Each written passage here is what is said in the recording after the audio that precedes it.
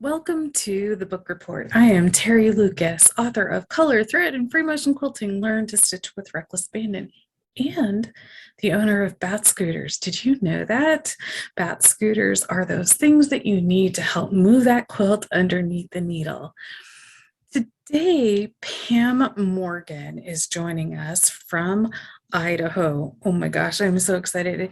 She has just the perfect patchwork book for us, all based on projects with cats. She has a love with cats, a love of cats. If you remember years ago, if you've been following me for any amount of time, I had two cats, Barnum and Bailey. The circus was definitely all at my house.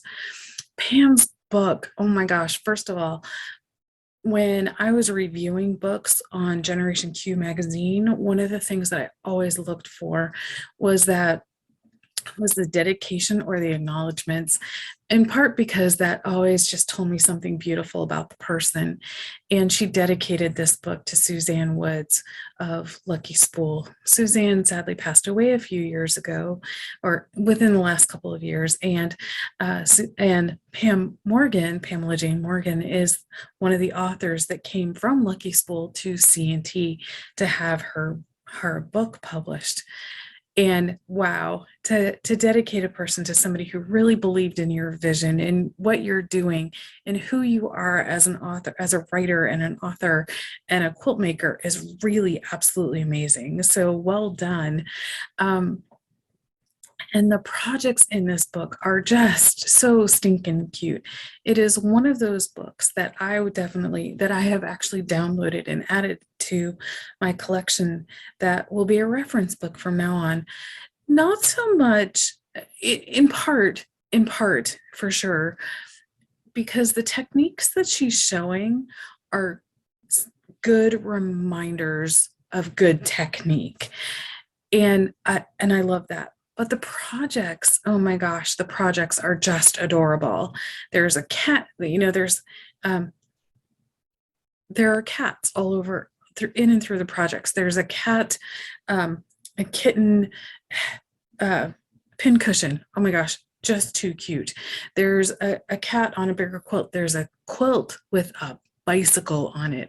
There's a tote bag in here. And who doesn't need another tote bag? I mean, I need more tote bags, and I actually see a quilt that I want to make a tote bag from, but the quilt with the bicycle on it, it is called the Whisker Away quilt, and you know how cute. It sort of has that, do you remember the Wizard of Oz and the bike that Dorothy rides?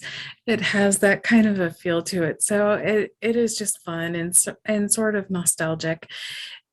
In the interview, and while I interview Pam, first of all, enjoy the interview. We talk about a lot of things, including what some of her favorite quilts are. And in one sense, friends, I kind of put her on the spot a little bit. However, she was really game for answering. She talks about some of her favorite books, including the one that she first started quilting with. And on the blog in a few days, probably sometime later next week, I will have a picture of that book that Pam started quilting with.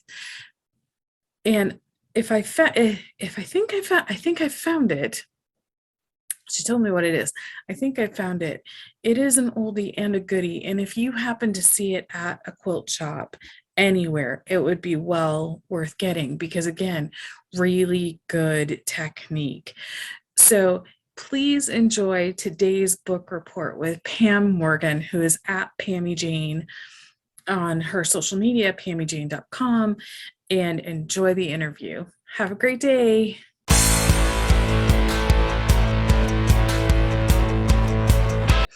Hey everybody, this is Teri Lucas, and this is the book report. Welcome. We're going to have so much fun today. I have Pam Morgan with me, who wrote just the perfect book on quilts with cats, inspired by cats. Quilts with cats, cats. We all love cats. She swears she's not the crazy cat lady, but I've seen her cats. She might actually well be. So welcome, Pam. It's lovely to have you here. And thank you. where are you so that you get a little bit of quiet this afternoon? I am in my car. I am in my car because my house has kind of become the party house. We live in a subdivision that just so happens to have lots of kids my kids' age, and they have all decided they like our house. So you're the cool mom. Sometimes. Sometimes I'm the mean mom too, but That sounds completely normal. That sounds completely normal. How long have you been quilting? I've been quilting for about 20 years. Okay. Yeah, for about 20 years. But I've been sewing almost my entire life. Okay. So did your mom, grandmother, father, who taught you to sew? Uh I guess my grandmother, my mom's mom. I wouldn't say so much as that she taught me as I just started using her machine and she didn't really stop me. So my grandmother, she had 6 kids. My mom was number 5 of 6, and she made all of their clothes growing up, like everything. And she was really gifted at sewing clothes. And when I was younger, I had wanted to be a fashion designer, and I would just dig through her stash and like start sewing stuff. And much to my surprise, she didn't seem to mind. She just kind of let me. Oh, that's really fun. That's really fun. Yeah.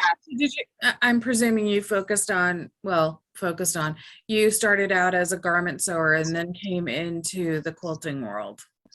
Yes, yes. And it was the same grandma. So when I was pregnant with my oldest child, she gave me a sewing machine that she found at a garage sale, and she just gave me like a big box of fabric that I guess she had gotten at the yard sale as well. There was a quilting book in there, and there was a bunch of, I didn't realize at the time, I thought it was somebody who didn't know what they were doing because I had never seen it done. But I realize now that they were 8 at a time. They were trying to make 8 at a time half square triangles. Oh, was it with that rectangle technique with all the lines drawn where you where you stitch on either side? Yeah, okay. Yeah, and I had no idea what that was, but I still have the book that she gave me. It was from like the book that was in the box. It was like classic quilts, and there were a lot of like antique quilts that they included the patterns for. And I just fell in love with the quilts in the book, and so I decided that I had to make a quilt, and and from there I just never stopped. I had to make one, and the first ones were absolutely terrible, and but I just kept trying. And I'm gonna stop you there. No, they weren't terrible. They were beginner quilts. except that I've always been an overachiever, and I started with a Rose of Sharon applique quilt. Okay, so that to me sounds perfectly normal. Particularly since like we don't know what we can't do, so we might as well just go for it anyway. So yeah. And then what led you to doing all the cat work? Oh my gosh, that so could have come out wrong, but all the cat quilts. So I grew up, we had tons of cats. Like I grew up on, I guess, a farm. Like we didn't actually grow anything, but I grew up just outside of Pittsburgh, and both of my parents were animal lovers, and we always had cats. And since I was a little kid, I loved cats. Then my daughter, her first word was kitty. Oh. And we didn't even have a cat at the time. We just had two dogs, and but she saw this shirt in a store and screamed kitty. And so we had to buy her the shirt. You know, it was a kid's shirt. We were just in a store with kids clothing, and she had to have this kitty shirt. Anytime we saw cats anywhere, she just you know, like would lose her mind because she saw these cats. And I always liked cats, you know, and I, I, like I said, I grew up with them and I loved cats when I was a kid, but then I became a crazy cat lady sort of because of my daughter loving them and wanting to have them. And then I just had a lot of I've had a lot of health problems. And I found that they were like really comforting to me to have the cats around, like a kind of an emotional support animal without like declaring it that, but Right. you know, but they've just been, I don't know, a source of comfort to me to have cats around. And so um I discovered that I wasn't alone, you know, that so many quilters love their cats, and I thought it was a fantastic idea for a book because every time I would come across cat patterns, so many of them were like really dated. Like there wasn't anything that was like modern, you know, even though there was tons of cat fabric and that was modern, but there weren't really that many modern cat quilts. And so that's kind of where the idea for the book came about. And you incorporate quilting and hand and machine embroidery. Yes. Now, are you doing free motion embroidery, or are you putting the quilt in a hoop and then embroidering, letting the machine do the work? It's free motion embroidery on my machine that's in the book. And I did use a hoop, but just like a regular plastic embroidery hoop, and then I free motion embroidered it on my machine. Oh, how fun. How fun. And what's your favorite pattern? I know I'm going to ask you a hard question. It's sort of like asking you what's your favorite kid, but what was your favorite pattern in the book? In the book, my favorite pattern is Chasing Dreams. Okay. And yeah, I just loved it. And I actually loved, so Sherry Noel made a pink version of it. And I actually preferred hers to my version that I made. And they have the one that she made on the back cover of the book. Oh, But that's cool. yeah, so, and everybody loves the little cat reaching for the bee in the in that pattern. And C&T even made pouches. I have eco pouches, and the cat with the bee is on one of the eco pouches. Oh, you know what? I was just in touch with Valerie at C&T, and she's like, "Oh yeah," and she has the eco pouch kind of thing. Part in part because when I went looking for your book, I've been getting the advanced copies for years. So when I went looking for your book, I'm like, "Oh, my link is dead." But she's like, "Oh yeah, she's got this great pouch." I love the pouches. I really do love pouches, partly because you know you can put all your crap in there or take. Yeah, and the eco pouches are like, I don't know, they're just a great size, and they're a great size, and they're like waterproof. Like I've used them for all kinds of stuff. So yeah. And I I think this came up in two places, but you're also a fabric designer, Yes.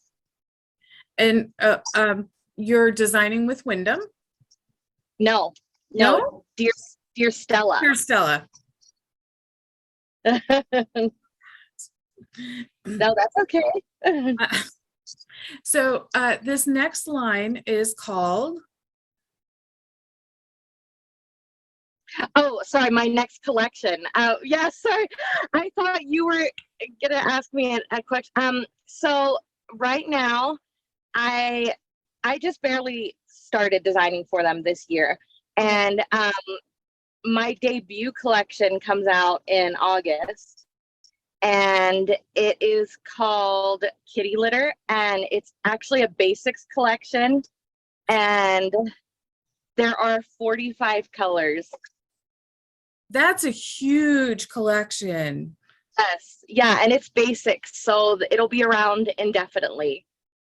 That's amazing. So if this is, do you have another collection along that's coming after? Yes, and I will be at Quilt Market, Okay. and that will be showing at Quilt Market. They're showing it to shops right now, Okay. but it hasn't actually shown up anywhere yet. But it's called Curious Garden. Oh, that sounds fun. Yeah, and it's cats and bees. I am shocked. I am Yeah, shocked. yeah. So you will see cats turn up in a lot of my fabric. That'll be fun. I first of all, to start out with a basics collection is incredible with any company, and then it'll be interesting to see what your next line looks like. So yay! I'm Yeah, very I'm excited. yes, I'm really excited about it, and I actually have designed a whole block of the month around the collection, and so we'll be showing that at market, and Okay. um they actually have a whole schoolhouse for it coming up. So yeah, it's all a little nerve-wracking, but also really exciting. Yeah. Yes. I yes. Partly there's so many bits and pieces that go into this, and when one ball drops, it's usually the super ball that goes bouncing far away. Yeah. Um, so are you what are your favorite colors? Um, Pink is my favorite color, and then avocado green. Oh my goodness. That is sort of trending back now, which is very interesting. Do you know Yeah, Kim Bruner? Kim Bruner. That I know the name. Okay, so way back in the day, like in the late 90s, early 2000s, yeah, it must have been the early 2000s, Kim and another quilter were making pink and green quilts. And so like this is I'm seeing them start to come back. This is how long I've been quilting. I'm seeing them start to come back in popularity again. So I'd love to see what you do with something like that. Did you have a pink and an avocado that ended up in the collection? I do. I have one of the colors is just called avocado in my basics collection, and I made sure there was an avocado in there. I actually have a cat wall in my living room, like a gallery wall, and I've got antique and modern artists and all this different cat art, and I made a whole gallery wall of cats, but the wall itself is painted avocado green. Oh And my goodness, that is amazing. I, yeah, I really love avocado green, and I've got like a whole mid-century modern kind of feel going on in my living room, and I'd say it's like an updated mid-century modern because I don't have a mid-century house. I used to, but my house was built in 2005, so and it's like a very traditional looking house from the outside, so I didn't want to go like full blown mid-century modern. when I have this traditional looking house, but you know, the avocado green goes very well with mid-century feel. So And what are you sewing on these days? what do I sew on? That's a tough question because I have a lot of machines. So I do most of my sewing on a Brina V350. Okay. That's like my workhorse. I absolutely love that machine. And then I have the Tula Pink Bernina B570 Okay. with, you know, and so it does the embroidery and everything, which I don't do a ton of machine embroidery. I just really loved the machine and had to have it. But I do like that it has a larger throat space. And nowadays I bind most of my quilts on the machine. And I love binding on that machine because it has the dual feed. Yes. And so I don't have to switch out and put on a walking foot, you know, for every, you know. So I like that. And I also like doing I just totally lost my train of thought. That's okay. One of the things that I love about you know what, I totally understand that. I almost interrupted you a minute ago and said, oh, I like big bobbins, because that series has the bigger bobbin. Yes, they do. And so that's actually one of the things I like about it too, especially because big quilt, but the big throat space makes it so much easier. That's what I was going to say, and I lost my train of thought. That's part of why I like doing my machine binding on there, because I don't feel like I'm, you know, having to shove this big quilt through a teeny tiny machine. I as a free motion machine quilter on a home sewing machine, I completely understand. Yes. When you're stitching, what do you have in the sewing room with you? What do you drink in the sewing room? Oh my goodness, I am almost never without Diet Mountain Dew. It is a terrible addiction. But I really love Diet Mountain Dew. Yeah, so that's always in there with me. And or occasionally like Celsius when I really need a caffeine jolt. Have you ever had a Celsius? No. There's more natural energy drinks. Okay. Yeah, but they actually have like the highest amount of caffeine out of any energy drink. You must be wound for days. Or just I just need the extra energy. I hear you. I hear you. And favorite food? Ooh, I mean, I'm not picky. Let's say that I really like food, but I'd have to say pierogies. I am a diehard Polish food fan, so I love pierogies, especially homemade ones. Do you make them? I do. I only make them at Christmas, and because I grew up on the East Coast, and I grew up in Pittsburgh, where pierogies are huge. I mean, if you go to a Pirate game, the baseball team in Pittsburgh, they actually have a pierogi that runs around the field. Yeah, they have like someone dressed up like a pierogi that runs around the field. But it was always a family tradition to have homemade pierogies for holidays. And now I live in Idaho, and most potatoes are stuffed. Most pierogies are stuffed with potatoes. So you'd think that living in Idaho that they would have pierogies out here, but they're not. They, like most people, when I tell them out here that I love pierogies, they're like, "What?" You know, like they have no idea what it is. And so my husband and I like tag team it. We've kind of like mastered the family recipe and Oh, got it down that's so pat. cool. But they're a huge pain, so we only do it at Christmas. Right. Yeah.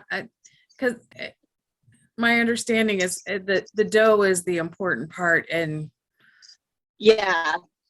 And that's what took so long to master, was like getting the dough right. And so then when you go to cook them, that it doesn't fall apart. And so, and sometimes they still fall apart, and they taste just as good when they fall apart, but don't they just, that is actually one of the things that I miss about living in New York is we had a couple of places that we would go to regularly to get pierogi. And I was just in New York, and that was like one of the things that I had to have. Like I had to have pierogi. Like, yeah, yeah, I love pierogies. And then I also have a wicked sweet tooth, and I really love pie and donuts. Those are like my two favorite sweets. do you have a favorite pie? Do you do seasonal pie? My favorite pie is coconut cream, and then I also love strawberry rhubarb. And you can get, like, my neighbors have rhubarb growing in their garden. And so, like, you can get fresh rhubarb around here and make fresh rhubarb pies. I usually just buy the store-bought ones, to be honest, because it's a lot of work, and well, I've got fabric going on, and books and pattern writing. I just don't really have time to make pies. So if yeah, but I love strawberry rhubarb. Oh, brilliant. Brilliant. So your second collection will be coming out next year and is named again. It will be coming out in December of It'll this be coming year. in December. Okay. And, yes, and the block of the month will start in January. Right. But the collection is called Curious Garden. Okay. And are you on your Instagram or on your website, are you going to have video content along with that? Yes, I am intending on it. And like, I know one of my local shops has actually already recruited me to teach a class locally with it. So I will probably prepare that ahead of time in video content for people, but locally I'll do classes. Sweet. So I would give the shop name, but I don't want everybody going, hey, I'm going to take the class, like overwhelming you guys. oh yeah. That's amazing. And what is, you've got all these things bubbling up under the surface. What's coming next? I'm toying with the idea of dyeing my own wool. Oh, that could be fun. Yeah, to coordinate with my collections, because I guess as professionally as quilting, as far as quilting goes professionally, I got my start working for a shop called the Wool and Willow in West Virginia. And the people who owned that shop, the shop itself doesn't exist anymore, but they are the people that own Primitive Quilts and Projects magazine. Oh, okay. Yeah, I know who they are. Yeah, Jenny Gaston and her sister Gretchen, and one of their other sisters is part of it too. But I don't know her very well. But they did all this wool there, and I really love the texture that it adds to projects and making it.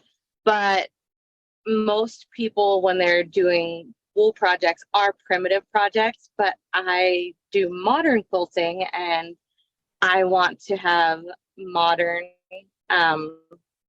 modern wool collections to coordinate with my fabric lines. So any so that be like sometime in 2024? yes, I may have small amounts at Quilt Market. Okay. I may have small amounts, but like if I do end up doing it, like, because I've looked into getting a wholesale account and the methods for dyeing, and I've actually been looking into this dye that, because some of the dyes can be really toxic, and so there's a company that's come out with their more natural dyes that aren't, so hazardous to your health. Right. And so that's part of my goal with doing it too. Like, I already have enough issues. I don't want, I don't want to exacerbate them by, working with these toxic chemicals. So Right. I say my, diet dew, which is in itself a toxic chemical. Creatives have to keep our energy up somehow. Yep. Somehow. And so before we end today, what are the as you were learning how to quilt, as you've done quilting over the last 20 years, what are your top 3 favorite books or your top 3 favorite quilters? Which is sort of like, again, asking you to pick your favorite children, but here we go. That is good. Let's go with books, because I don't want to narrow like people down, because I have a lot of quilters that I really admire, and so that does feel a little like picking your favorite children. So the Classic Quilts book is like my all-time favorite book. Like, even as I've gone and destashed books that are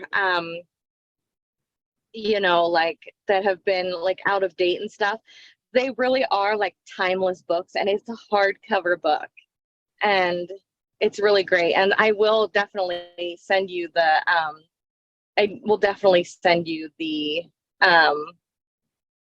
picture of the book, and so that one ranks at the top. And is it bad if I say my own book? Because no, because quite frankly, my book is one of my top 10, is in my top 10. And part of it is both the accomplishment of actually getting it done, but also because I understand what my book is. And so of course I wouldn't be disappointed, but I get it. Yeah, like I feel like I don't mean it like it's not my favorite in like some vain sort of way, you know what I mean? I did something that I'm extremely proud of. Like, I worked really hard on it, and I'm so proud of the work that I put into it.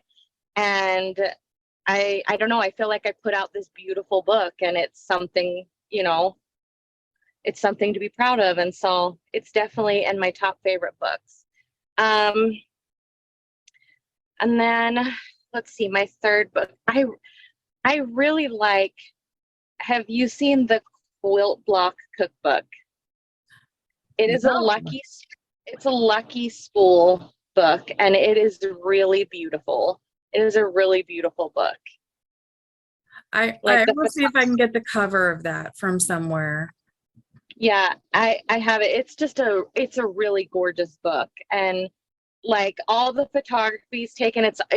They almost I think they call them like recipes for creating your quilt blocks. And so instead of like, patterns, they call them recipes. And the way they chose to photograph everything, it's just really creative and a really fun book. I will have to look for that, in part because I really love the notions. I love the ideas behind that, but also because quilting and cooking and quilting and baking and quilting and so many other things are interrelated. There's a sense of creativity and play with all of that. So Yeah. Any final thoughts? I do not think so. Okay. Let me rephrase this. Do you have a tip for just a tip for quilters, like as they're approaching piecing or applique or choosing to do freehand embroidery on their quilts? Like, what is your one thing that you always want quilters to walk away with? Something that I always want quilters to walk away with is don't be afraid to try new things. Like I'll put out a foundation paper piecing pattern and people will say, "Oh, I can't do that." And I, or I just don't do foundation paper piecing. And I personally love foundation paper piecing. And I don't know. I like to try new things. I like that there's always a challenge and something out there. I get bored doing like the same type of monotonous things over and over again. So I like to try new things and learn new skills and techniques. Great. So that's something I always say take with you. Absolutely. That is a really amazing thing. And it's actually something that as a free motion quilter, I want, like, that would be my greatest takeaway, is just try new things. The worst thing that can happen is that you can make a mess, but the next time you'll have the experience of making that mess and it'll be better. It might be a different mess, but it'll still be good. Right. Yeah. All right. Thanks I for like joining. that. You are welcome. Joining this afternoon.